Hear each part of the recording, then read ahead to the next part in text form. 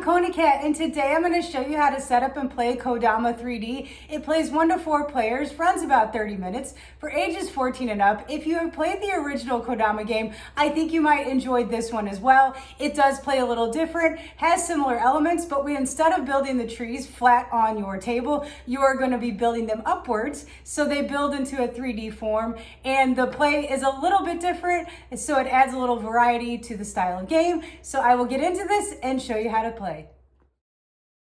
This is everything that comes in the box. Here we have 38 gold cards. Here we have 64 branch tiles. We have 8 Kodama meeples, 2 each in 4 colors. We have stickers that we can place on them to add a little flair to our Kodama meeples.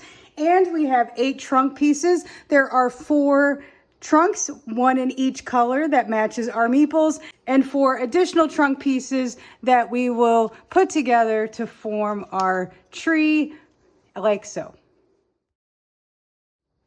First thing we're going to do with setup is give each player 2 trunk pieces. One piece will have a Kodama on it and another piece will not, and we are going to interlock them like this and set them up like this. And we're going to give each player their 2 corresponding meeples. This one we have our green Kodama here, so we'll get these 2 green ones here.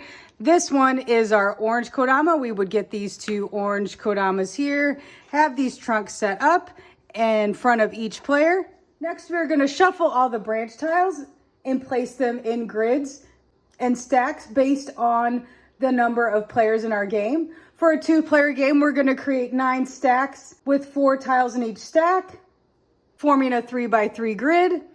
For a 3-player game, we'll create 12 stacks of 4 tiles in a 3x4 grid. And for a 4-player game, we'll create 16 stacks in a 4x4 grid.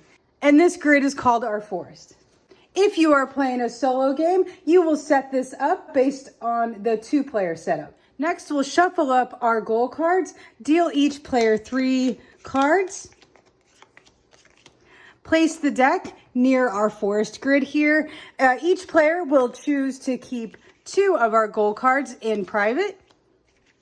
This player will take these, and the goal cards not chosen by the players will be put on the bottom of our goal card deck here.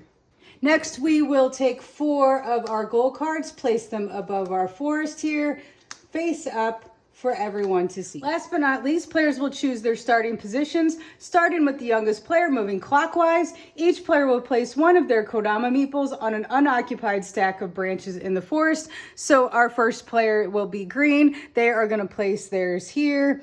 This player is orange. They're going to place theirs here. Now, once the last player has placed their meeple, we are going to go counterclockwise. So this player will place their orange Kodama next, and this player will place their green Kodama. You cannot place a Kodama on a stack that has already been occupied by a Kodama, including your own. Let's go over the anatomy of our cards and our tiles. On our goal cards, you'll see a small number in the bottom right corner here, and that is the card number itself. In the middle here, you'll see our victory point value for the goal cards. You can gain these victory points on your goal card if you meet the requirements of the goal. Requirements of the goal card are written down here, and if you have met those requirements, then you can gain these points.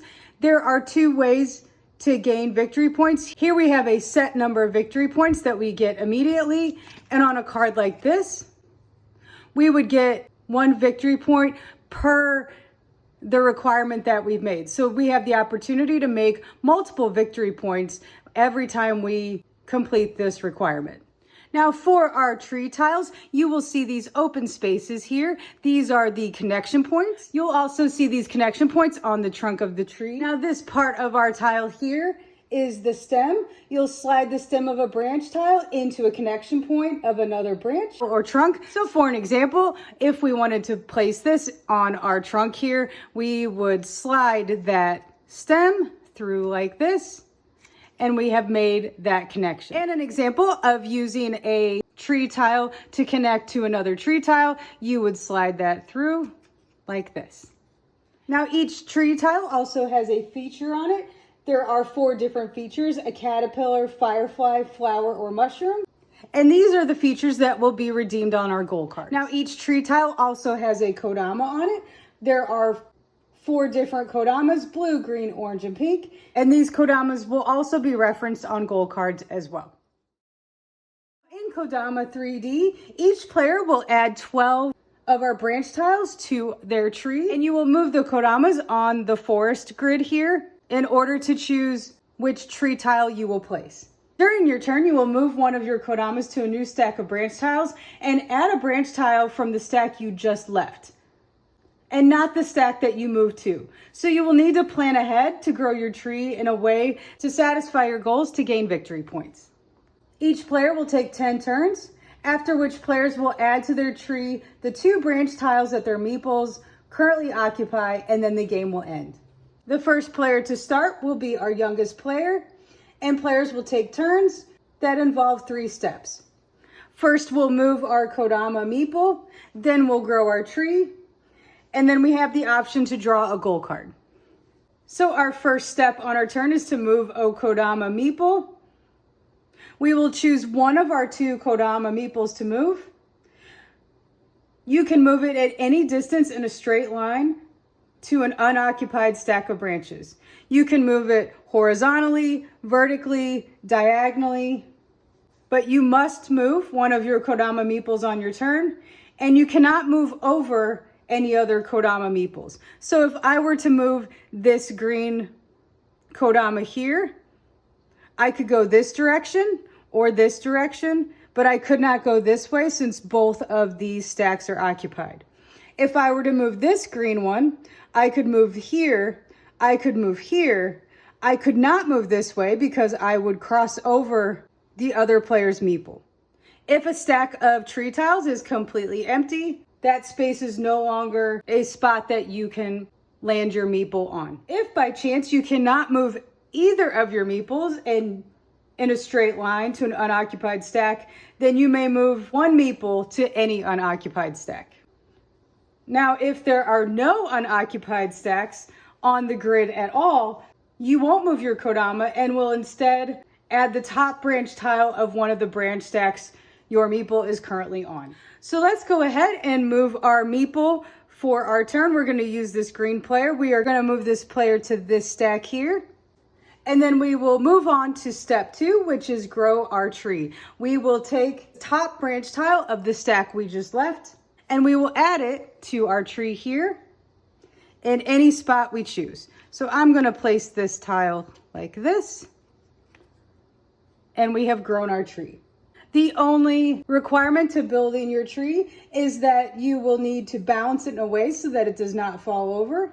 If your tree falls over after you place a branch, you will need to remove that branch tile and find a new place to put it. Now, our step 3 is draw a goal card, which is optional. You have the opportunity to draw a goal card if the feature on the branch tile you just added doesn't match the feature on the part of your tree you connected it to. Here we have a caterpillar, and there's no caterpillar on our trunk, so we meet that condition.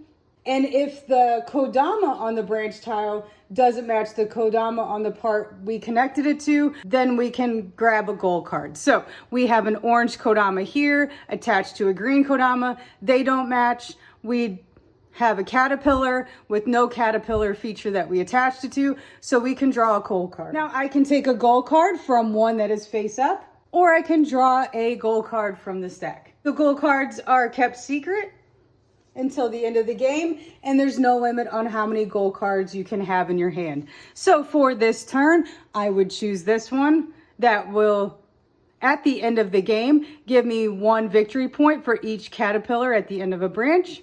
I'll take that, keep that in my hand secret, and replace that goal card out here. I'll do one more example of a turn. I will move this Kodama to this space here, take this tree tile with the mushroom and green Kodama. I will place this onto our orange and caterpillar Kodama like so.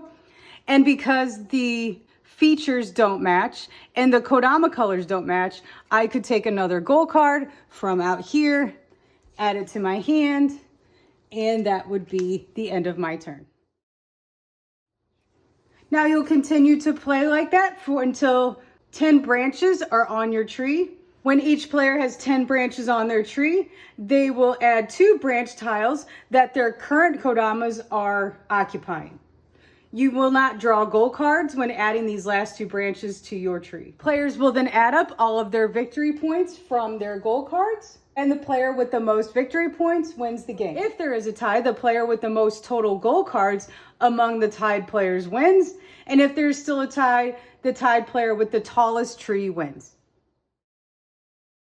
There are some goal cards that refer to having branch tiles with a certain Kodama or features on them in a row, like this goal card here. This means you must have this specific icon or Kodama on branch tiles or your trunk in a way that you can start with 1 branch tile and count and align the specific number of that icon without doubling back. So this particular goal card says I need to have 4 branch tiles with orange Kodamas on them in a row, and your trunk would count as a branch tile as well.